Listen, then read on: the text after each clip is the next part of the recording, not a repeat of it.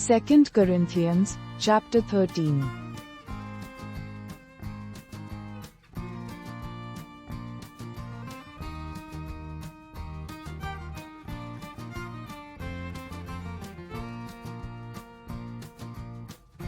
In this chapter contains Paul's final warnings to the Corinthians about correcting their behavior before his arrival and his desire for them to live in peace and harmony under the grace of Christ.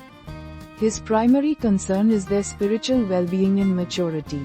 And he concludes with a heartfelt blessings, further warning, verses 1 to 10, final greetings and benediction, verses 11 to 13, verses 13. Verse 1, Paul's third visit and the principle of witnesses.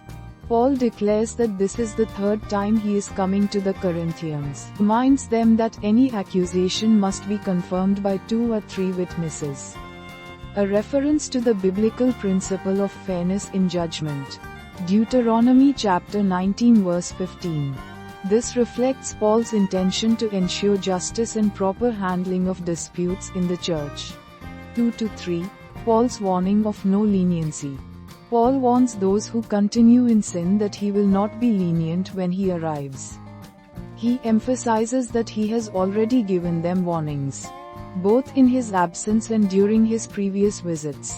Paul addresses the desire of some Corinthians for speaking through him, asserting that Christ is not weak in his dealings with them but is powerful in their midst.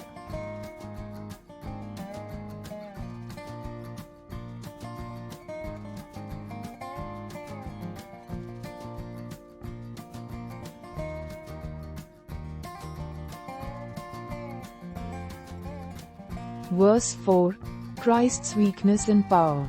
Paul draws a comparison between Christ's crucifixion in weakness and his resurrected life by the power of God. Paul applies this to his own ministry, stating that although he may appear weak, he acts with God's power in dealing with things. This shows that Paul's authority comes from the same power that raised Christ from the dead.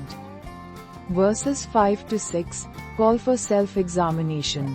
Paul urges the Corinthians to examine their own faith and test whether Christ is truly in them. He challenges them to reflect on condition, reminding them that true faith means having Christ within them unless they fail the test. He expresses hope that they will realize that Paul and his companions have not failed in their ministry. Verses 7 to 8, Paul's prayer for righteousness. Paul prays that the Corinthians go wrong, not for his own reputation but for their spiritual well-being. His desire is for them to do what is right, even if it makes him and his ministry appear weak. He highlights that they are only able to act in accordance with the truth, not against it. Verse 9, Paul's perfection. Paul expresses joy in their strength, even if he appears weak. His ultimate prayer for the Corinthians is for their perfection, meaning their complete spiritual maturity and growth. This shows Paul's deep concern for their spiritual development rather than his own status or station.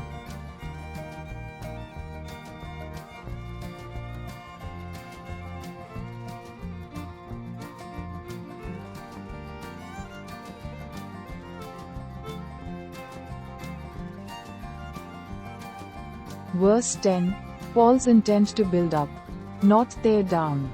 Paul explains that his warnings in this letter are meant to prevent him from having to act severely when he arrives. His goal is to use the authority given to him by the Lord to build up the church, not to tear it down. Straits Paul's heart for correction that is constructive and rooted in love. Verse 11, final encouragement for unity and peace. Paul concludes with a series of exhortations. He encourages the Corinthians to put things in order, listen to his appeal, live in agreement with, and live in peace. Paul promises that if they follow this guidance, the God of love and peace will be with them. Verse 12, greetings among believers. Paul instructs the Corinthians to greet one another with a holy kiss, a traditional Christian greeting symbolizing love, He also mentions that all the saints send their greetings, showing the unity of the wider Christian community. Verse 13, benediction of grace, love, and fellowship. Paul ends with a blessing, invoking the grace of the Lord Jesus Christ, the love of God, fellowship of the Holy Spirit to be with the Corinthians. This Trinitarian benediction emphasizes the unity and presence of God in their lives.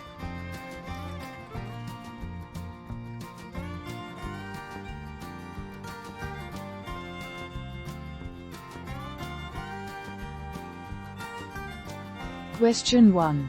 2 Corinthians 13:1. This is the third time I am coming. How many witnesses are required to sustain any charge? A. 1, B. 2 or 3, C. 4, D. Answer: B. 2 or 3.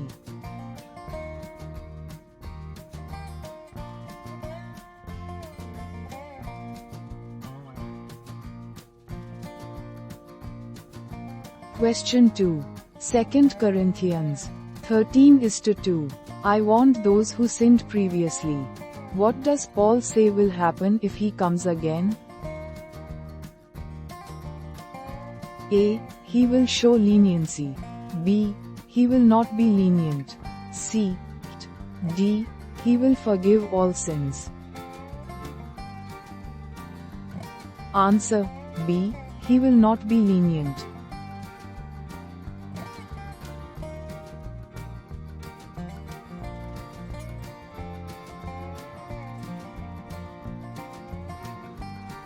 Question 3.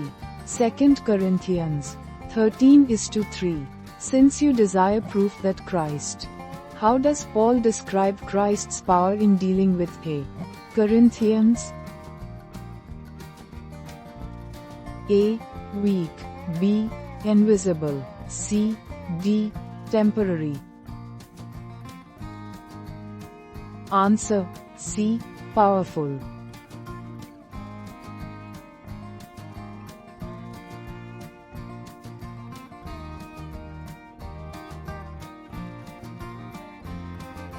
Question 4. 2 Corinthians 13:4. For he was crucified in weakness. How does Paul contrast Christ's crucifixion with his life? A. Weakness vs. Power of God. B. Eternal joy. C. Humiliation vs. Glory. D. Death vs. Rebirth. Answer: A. Weakness versus power of God.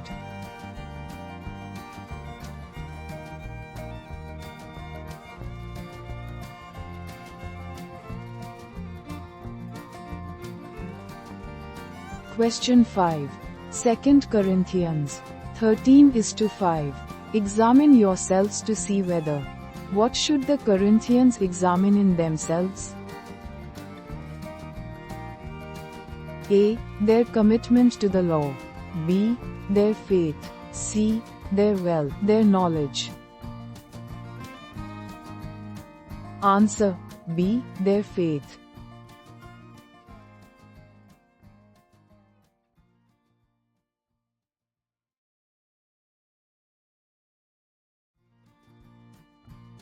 Question 6. 2 Corinthians 13:6. I hope you will find out. What does Paul hope the Corinthians will find out? A. They have not failed. B. They have sinned. C. They are lost, they are deceived. Answer: A. They have not failed.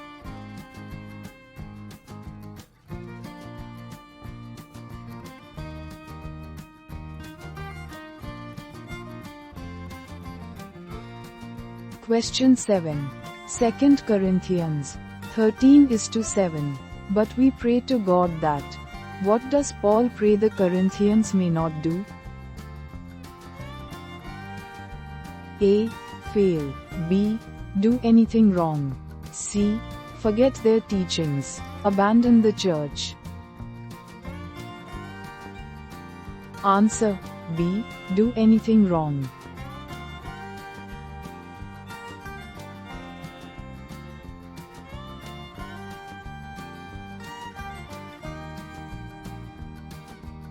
Question 8. 2 Corinthians 13:8. For we cannot do anything. What does Paul say he and his companions can do? A. Nothing against the truth. B. All things for the truth. C. Neither. D. Both A and B. Answer D. Both A and B.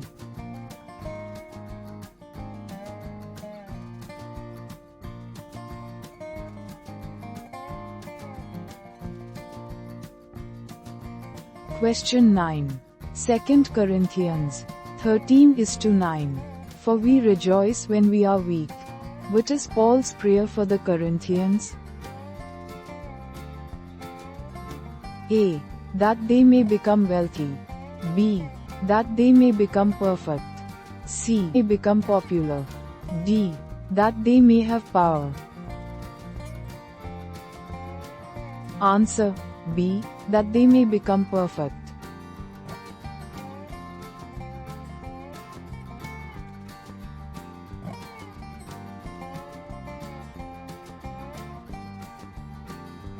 Question 10.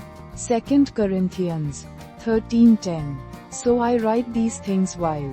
Why does Paul write to the Corinthians while away? A. To avoid using his authority severely. B. To show his superiority, to weaken their faith. D. To disband the church. Answer A. To avoid using his authority severely.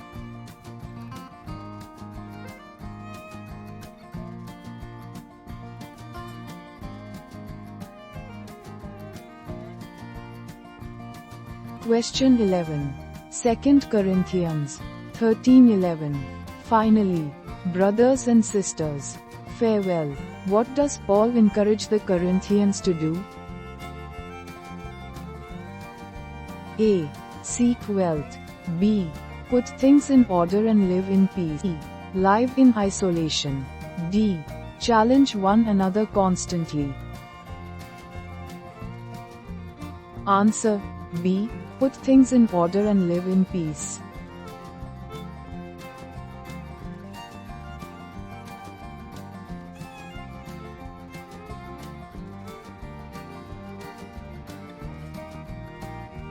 Question 12.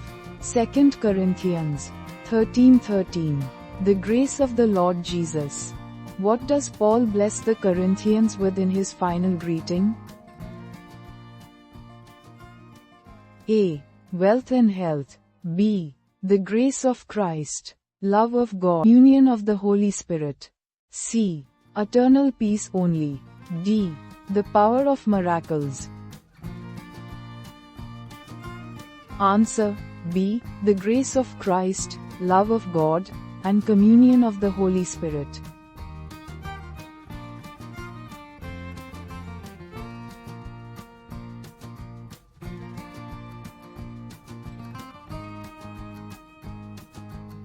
Question 13.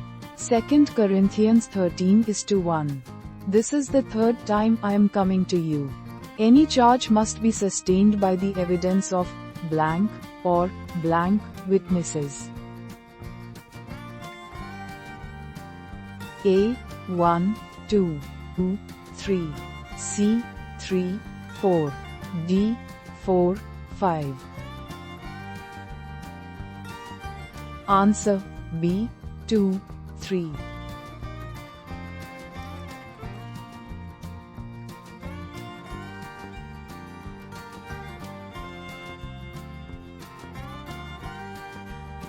Question 14. 2 Corinthians 13:2. I warned those who sinned previously and all the others. And I warn them now while absent, as I did when present on my second visit. that if I come again, I will not be blank. A.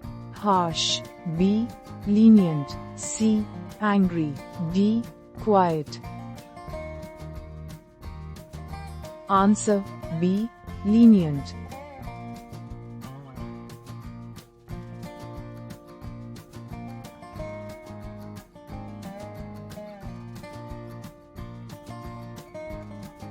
Question 15. 2 Corinthians 13:3. Since you desire proof that Christ is speaking in blank, he is not blank in dealing with you, but is powerful in you. A. Me, strong. B. Weak. C. Them, weak. D. Them, strong. Answer B. Me, weak.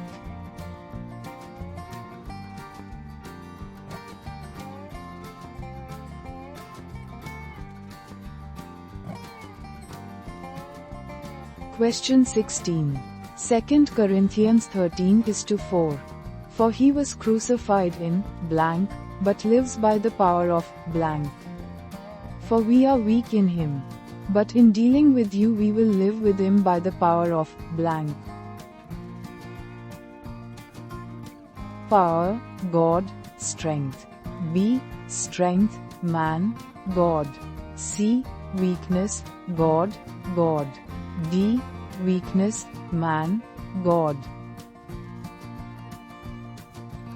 Answer C. Weakness, God, God.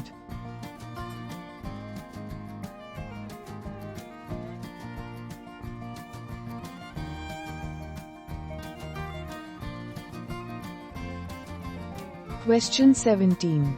2 Corinthians 13:5. Examine yourselves to see whether you are living in the blank. Test yourselves. Do you not realize that blank, blank is in you? Quote. A. Christ Jesus. B. Church, Christ Jesus. C. Law, Holy Spirit. D. Faith, Holy Spirit. Answer A. Faith, Christ Jesus.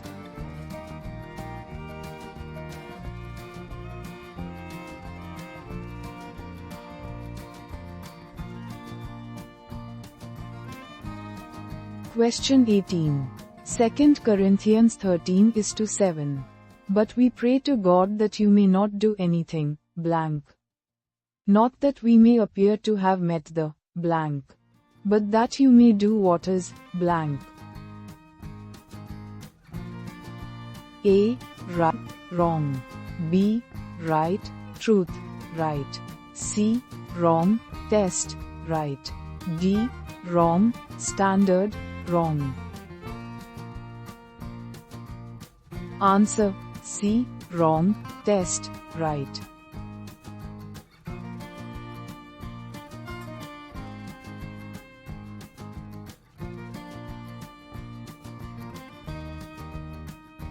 Question 19. 2 Corinthians 13:8.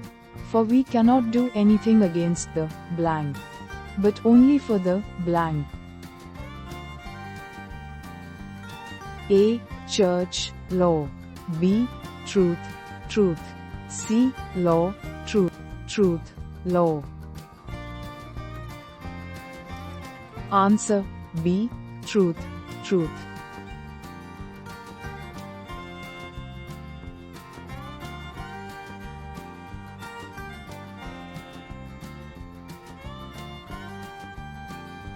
Question 20.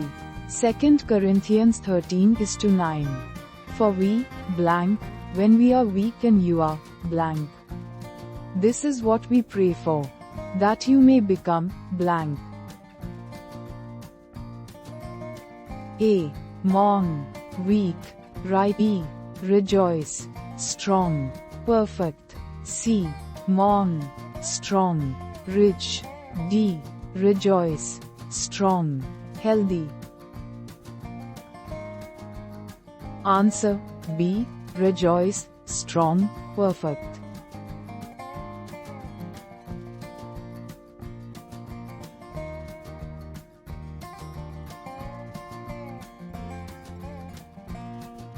Question 21. 2 Corinthians 13:10.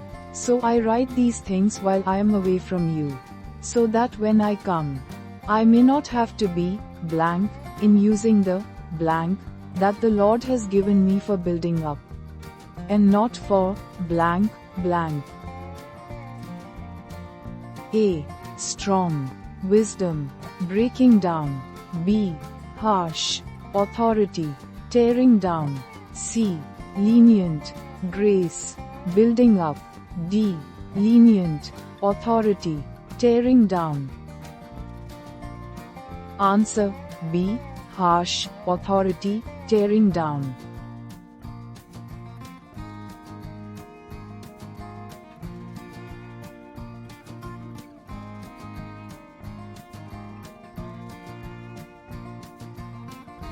Question 22.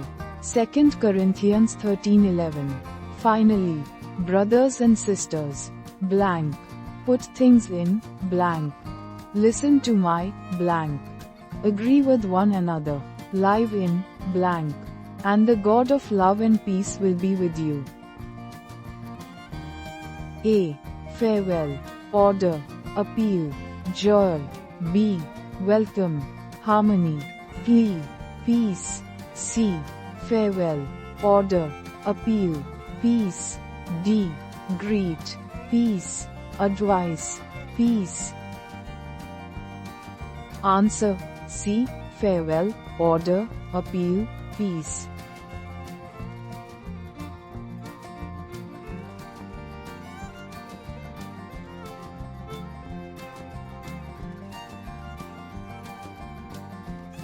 Question 23. 2 Corinthians 13:12. Greet one another with a blank blank. All the saints greet you. A. Kind word. B. Warm embrace. C. Holy kiss. D. Holy. Answer C. Holy kiss.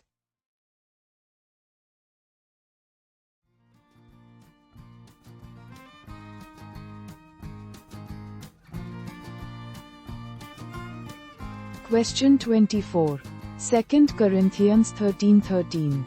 The grace of the Lord, blank, blank. The love of, blank. And the communion of the, blank, blank, be with all of you. A. Jesus God, Holy Spirit. B. Christ Jesus, the Father, Church. C. Jesus Christ, the Church, Holy Spirit. D. Lord Jesus, God, Son. Answer A. God, Holy Spirit.